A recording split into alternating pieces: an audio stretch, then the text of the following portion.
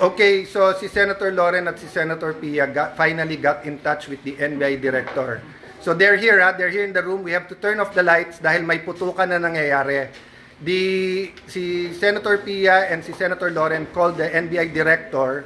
He said wala daw sila dito dahil pinaalis daw nila dito. So he said, please find out what's happening kasi nagpuputukan. Sabi niya walang magagawa kasi pinaalis. And then he started saying, wag kami magtaas ng boses. What will you do, Director, kung may putukan na at lahat ng staff mo at yung mga usaan mo naka-vest na lahat and hindi malaman mangyayari? What would you do? Hindi ba dapat ang sagot mo, ma'am, sir, I'll go there, I'll make sure you'll help? That's what I was expecting him to say. When Senator Loren was talking to him very calmly, I said, what are you gonna do about this? Pinuputukan kami dito. Tapos sabi niya, hindi kami makalapit, pinalis nyo kami dyan. Sabi ko, well then do your job, make us safe, this is not good. Ma'am, wag mo ako sigawan. Yun lang ang masasabi mo sa akin. Pinuputukan kami, sasabihin mo sa akin, wag kitang sigawan.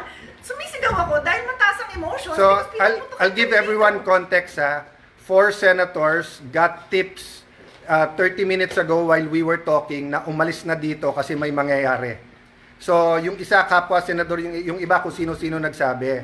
So, the emotions are high here because bakit kami paalisin? We're waiting for the articles of impeachment and we're having a meeting.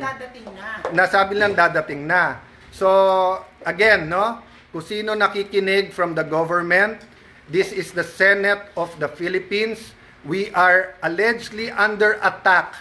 The Sergeant of Arms has confirmed na may putukan na dito.